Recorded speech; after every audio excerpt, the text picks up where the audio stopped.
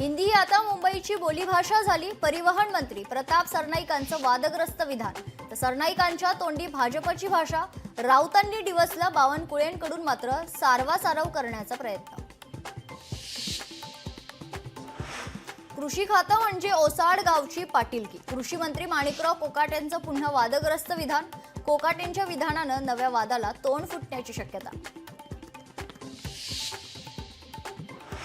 छत्रपती संभाजीनगरमधील उद्योजकाचं सोनं लंपास। दरोडेखोरांना टीप देणाऱ्यासह 10 जण ताब्यात। तर आरोपींनी रेकी करताना वापरलेली वाहनही जप्त। वैष्णवी हगवणे मृत्यू प्रकरणी हगवणे पिता पुत्रांच्या पोलीस कोठडीत वाढ। राजेंद्र हगवणे आणि सुशील हगवणेला 3 जून पर्यंत पोलीस कोठडी।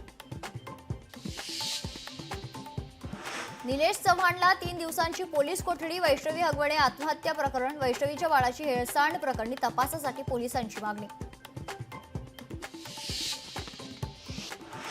म्हाळुंगे पोलिसांचा शशांक आणि लता हगवणेचा ताबा मिळवण्यासाठी पुणे सत्र न्यायालयात अर्ज। व्यावसायिक प्रशांत येळवंडे फसवणूक आणि बंदुकीचा धाक दाखवल्याप्रकरणी अटकेची शक्यता। महाराष्ट्र भाजप प्रदेशाध्यक्ष पदाचं नाव खरं तर निश्चित। रवींद्र चव्हाणांच्या नावाची औपचारिक घोषणा बाकी। सूत्रांची माहिती। मुंबई भाजप अध्यक्षपदी कोणाची वर्णी लागणार याकडे लक्ष।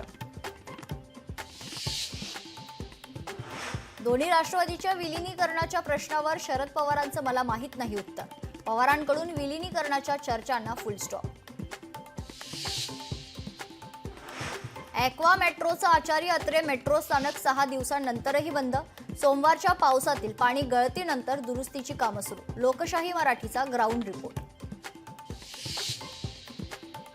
राज्यात 84 नवीन कोरोना रुग्णांची नोंद। मुंबईत कोरोना रुग्णांची संख्या 411 वर। नागरिकांना काळजी घेण्याचं आवाहन। महाराष्ट्रात 6 ते 10 जून पर्यंत पावसाची उघडीप। हवेचा दाब वाढल्यानं मान्सूनला ब्रेक। हवामान विभागाचा अंदाज।